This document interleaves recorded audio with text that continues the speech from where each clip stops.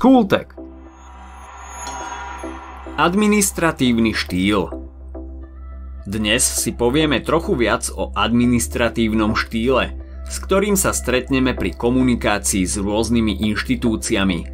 Pozrieme sa na jeho znaky a útvary a priblížime si, ako by niektoré z nich mali vyzerať. Už vieš, kam ďalej po maturite? Ak sa chceš stať jedným z najžiadanejších absolventov na trhu, máme pre teba tip. Žilinská univerzita patrí medzi top 3 univerzity na Slovensku a ponúka ti špičkové študijné programy. V najkrajšom kampuse môžeš pracovať s najnovšími technológiami, bývať v modernizovaných internátoch, zažiť priateľstva na celý život. U nás budeš cítiť podporu a blízkosť. Sme ti vo všetkom nápomocní a na dosah. A štúdium v zahraničí? Žiadny problém. Uni za tebou. Univerzita, ktorá stojí za tvojím úspechom. Štýl, ktorý používame pri úradnej a oficiálnej komunikácii, sa nazýva administratívny. Táto komunikácia môže prebiehať medzi občanom, čiže súkromnou osobou a inštitúciou, alebo inou právnickou osobou, alebo medzi dvoma inštitúciami. Tento štýl je vysoko objektívny, čo znamená, že individualita, subjekt autora, ako aj príjemcu sú vedome potláčané. A aké sú to inštitúcie? Ide napríklad o komunikáciu s bankami, poštou, úradmi, súdmi, vzdelávacími inštitúciami či rôznymi podnikmi. Hlavnou úlohou administratívneho štýlu je sprostredkovať príjemcovi presné údaje a fakty bez zbytočných omáčok. A poďme sa teda pozrieť na hlavné znaky tohto štýlu. Skúsite niektoré vymenovať sami. Predstavte si nejaký úradný list a na niektoré iste hneď prídete.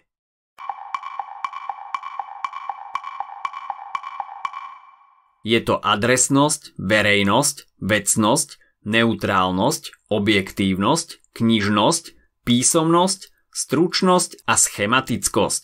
Poďme si ich po jednom vysvetliť. Adresnosť a verejnosť znamená len toľko, že niektoré útvary administratívneho štýlu majú konkrétneho adresáta, napríklad súdne predvolanie či rôzne iné úradné listy. Iné však môžu byť adresované celej verejnosti, napríklad zákony, vyhlášky alebo rôzne oznamy. Vecnosť, neutrálnosť a objektívnosť sú nám asi všetkým jasné. Úradné dokumenty sú k veci, ich autori nechodia okolo horúcej kaše, vyjadrujú sa presne, nepoužívajú citovo príznakové slová. To všetko s cieľom vyhnúť sa omylom alebo nepochopeniu. Bohužiaľ, napriek tejto snahe vyhnúť sa nedorozumeniam, je administratívny štýl často paradoxne zložitý. Je to kvôli vysokému výskytu cudzích slov, kancelarizmov, využívaniu multiverbizácie, príčastí, prechodníka či rôznym zložitým súvetiam. Ide o prejavy ďalších vlastností, knižnosti a písomnosti. Stručnosť je nám asi všetkým jasná. V úradných dokumentoch väčšinou nenájdeme, že by sa nás niekto pýtal, ako sa máme, alebo nám zaželal príjemný víkend. Schematickosť znamená to, že tieto dokumenty majú vopred pripravenú osnovu, schému, ktorej sa držia. Podliehajú štátnej norme a nájdeme v nich veľa zaužívaných stereotypných formulácií. Čo sa týka využívaných slohových postupov, v administratívnom štýle sa najčastejšie stretávame s informačným, výkladovým a opisným slohovým postupom. Informačný slohový postup sa využíva napríklad pri zákonoch, výkladový pri rôznych výzvach a vyhláškach a opisný zase napríklad pri životopise či posudku. A aké sú útvary administratívneho štýlu? Rozlišovať ich môžeme podľa určenia a podľa formátu. Z hľadiska určenia existujú útvary dokumentárne, oznamovacie a heslové. Dokumentárne sa záväzne archivujú a patrí sem napríklad zápisnica, zmluva, rôzne protokoly a potvrdenky. Oznamovacie útvary sú zase dokumenty ako vyhláška, zákony, smernice, žiadosti, životopisy, objednávky či prihlášky. No a heslové útvary majú predpísanú predlohu, napríklad rôzne zoznamy, vysvedčenia, testy či bankové tlačivá. Podľa formátu rozlišujeme medzi útvarmi formátu A4 a A6. Útvary formátu A4 sú napríklad zákony, vyhlášky, sťažnosti, žiadosti a životopisy. Formát A6 majú pre zmenu napríklad potvrdenia, objednávky či poštové peňažné poukazy. A ako vyzerá taký úradný list? Napríklad žiadosť do zamestnania. Pri úradných listoch je veľmi dôležité záhlavie, v ktorom sa nachádza meno a adresa žiadateľa. Ďalej nasleduje adresa príjemcu, väčšinou na ľavej strane. Ďalej miesto a dátum a nakoniec vec žiadosti. V našom prípade žiadosť o zamestnanie.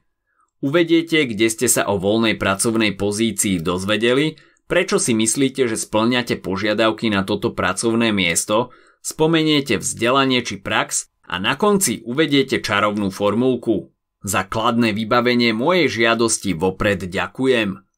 A samozrejme nesmiete zabudnúť na potrebné prílohy, napríklad maturitné vysvedčenie a životopis. Keď sme už spomenuli životopis, viete, čo to vlastne je? Voláme ho aj curriculum vitae alebo CV.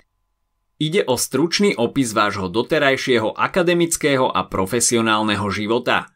Slúži ako prehľad vašich schopností pre potenciálneho zamestnávateľa. V súčasnosti sa používa najmä štrukturovaný životopis, ktorý je jednoduchý, stručný a oveľa prehľadnejší ako napríklad beletrizovaný životopis. Tak si to zopakujme. Administratívny štýl slúži na komunikáciu v úradnom styku a má oveľa viac pravidiel ako hovorový štýl. Je k veci, snaží sa o stručnosť a prehľadnosť, aby sa predišlo nedorozumeniam. Využíva termíny, kancelarizmy a multiverbizáciu. Medzi jeho najpoužívanejšie útvary patria napríklad žiadosť, životopis, zmluva či oznámenie. Ak sa ti dnešný podcast páčil, nezabudni si vypočuť aj ďalšie epizódy z Cooltegu alebo našej série #čitateľský denník. V nej sme spracovali 30 diel, ktoré by si mal poznať. Potešíme sa, ak nás ohodnotíš na Apple Podcasts, napíšeš komentár na YouTube alebo dáš odber na Spotify, aby ti nič neuniklo. A nezabudni o nás povedať kamošom. Počujeme sa pri ďalšej časti z Cooltegu.